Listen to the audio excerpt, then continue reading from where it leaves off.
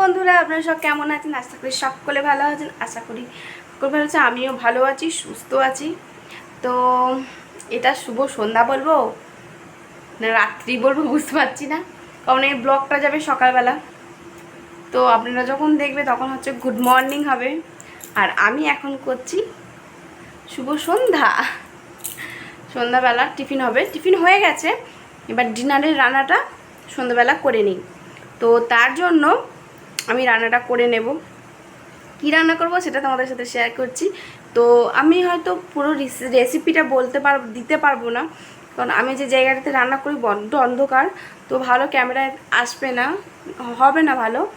তো সেই কারণেই আমি শুধু কী রান্না করছি সেটা বলছি, আর রান্না হয়ে গেলে আমি দেখাবো। এইটুকানি, এর বেশি আমি দেখাতে পারবো না, কারণ দিনের বেলা হলে তবুও চেষ্টা করতাম। আর আমাদের যেইখানে তবুও একটু দেখা যেত, কিন্তু লাইটটা আমাদের খারাপ হয়ে গেছে, তো ওই কারণেই অসুবিধাটা হচ্ছে। নালে অবশ্যই দেখাতাম। আমি করব কাবলি ছোলা, চানার তরকারি করব আলু দিয়ে। তো পনির নয়, শুধু জাস্ট আলু দিয়ে রান্না করব। তো রুটি খাওয়ার তরকারি হবে। তো কেমন করি সেটা তো দেখাতে পারছি না, দুঃখিত তার জন্য। তো চলো, যেটুকুনি দেখাতে পারবো সেটুকুনি তোমাদের সাথে শেয়ার করব অবশ্যই। তো চলো বন্ধুরা, দেখো আমি চানা আর আলুটাকে ভালো করে সিদ্ধ করে নিয়েছি নুন আর এবং হলুদ দিয়ে সুন্দর করে সিদ্ধ করে নিয়েছি।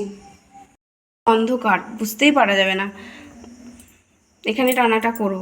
লাইটটা দেখতেই পাচ্ছেন, খুবই অসুবিধা, এখানে দেখানো যাবে না।